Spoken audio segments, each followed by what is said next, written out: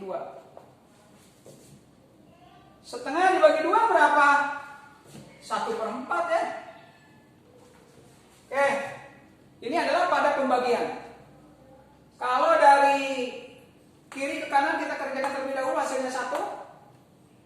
Hasilnya 1. Kalau dari kanan ke kiri, hasilnya berapa? 1/4. Hasilnya 1/4. Bagaimana hasilnya? Sama semuanya tidak?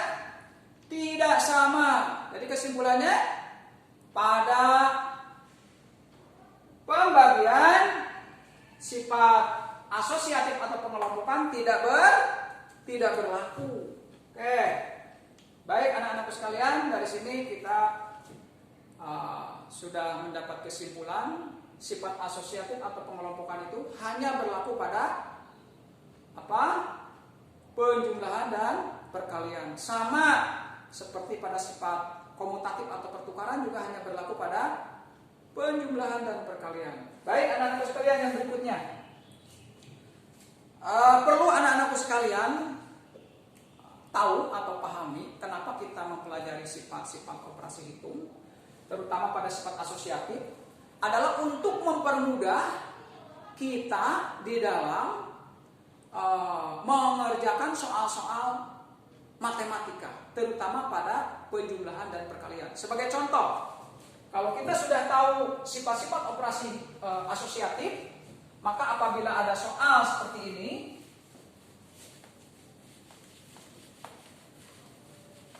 misalkan pada penjumlahan terlebih dahulu contohnya ya, misalkan 8 ditambah 7 ditambah 5 ditambah 3. Oke.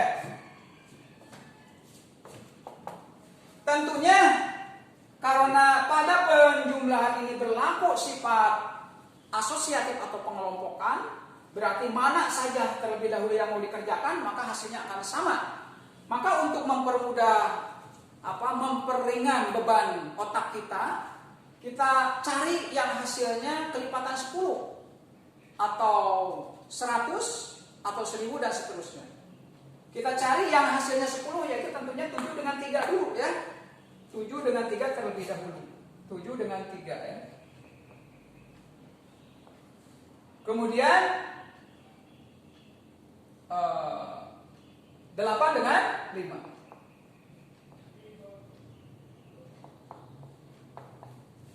Oke. 7 dengan 3 kan 10. Oke. 8 dengan 3 13. Kalau sudah 10 dengan 13 menjumlahkannya mudah. Beban otak kita tidak terlalu berat karena hasilnya langsung ketemu 23. Ya. Dibandingkan menjumlahkan 8 dengan 7 dulu. Kemudian 5 dengan 3. Ya. Sekarang angka-angka yang besar. Misalkan 25 ditambah 7 misalkan, ditambah 5. Maka yang dikerjakan terlebih dahulu untuk mempermudah pikiran kita, otak kita, beban otak kita, maka pasti dikerjakannya 25 dengan 5 terlebih dahulu. Karena 25 ditambah 5 adalah 30, 30 ditambah 7, 37 langsung ketemu. Ya. Ini tujuan daripada kita mempelajari sifat-sifat operasi hitung, terutama sifat asosiatif atau pengelompokan. Kita lihat sekarang pada perkalian. Bagaimana mudahnya mengerjakan soal-soal perkalian kalau kita sudah tahu sifat asosiatif pada perkalian. Misalkan kita ambil contoh 25 dikali 7 dikali 4. Tentunya kita akan mengerjakan tidak 25 kali 7 dulu.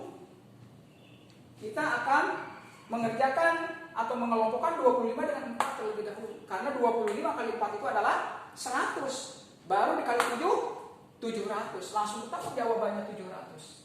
Nah, inilah kemudahan di dalam mengerjakan soal-soal matematika dengan bantuan sifat asosiatif atau pengelompokan. Ya.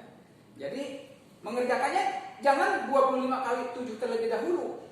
tetapi 25 dengan 40, karena 25 dikali 4 adalah 100. 100 dikali 7 langsung ketemu. Otak kita tidak terlalu berat, ya. Otak kita tidak terlalu berat. Jadi otak kita ringan mengerjakannya, mudah mengerjakannya sehingga tidak terlalu terbebani, ya.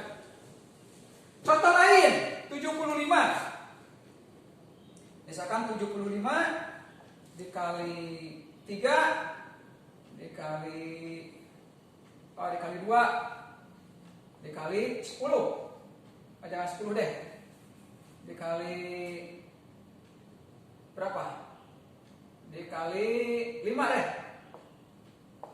Mana dulu yang dikerjakan? Biar mudah. Apakah 75 dengan 2 dulu? Atau 75 dengan 5 terlebih dahulu? Atau 2 dengan 5 terlebih dahulu? Oke, untuk mempermudah otak kita supaya tidak terlalu terbebani yang berat, maka yang dikerjakan adalah 2 kali 5 dulu. Jangan 75 kali 2 dulu atau 75 kali 5 dulu. Karena 2 kali 5 kita langsung tahu 2 kali 5 itu ada 10. Baru dikali 75 hasilnya 750, ya. Tanpa harus berpikir lama, langsung ketemu jawabannya. Tanpa harus membuat oret-oretan terlebih dahulu, langsung ketemu jawabannya. Baik anak-anakku sekalian, itulah pembelajaran pada hari ini, yaitu tentang sifat-sifat operasi hitung, yaitu asosiatif atau pengelompokan. Mudah-mudahan anak-anakku sekalian dapat menerima pelajaran hari ini dengan baik, ya. Mudah-mudahan dapat menerima pelajaran hari ini dengan baik.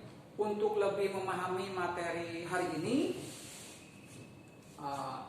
Pak Guru akan memberikan soal-soal latihan dalam bentuk Google Form yang sudah disediakan di Google Classroom, ya. Terima kasih atas perhatiannya. Pak Guru tutup. Wassalamualaikum warahmatullahi wabarakatuh.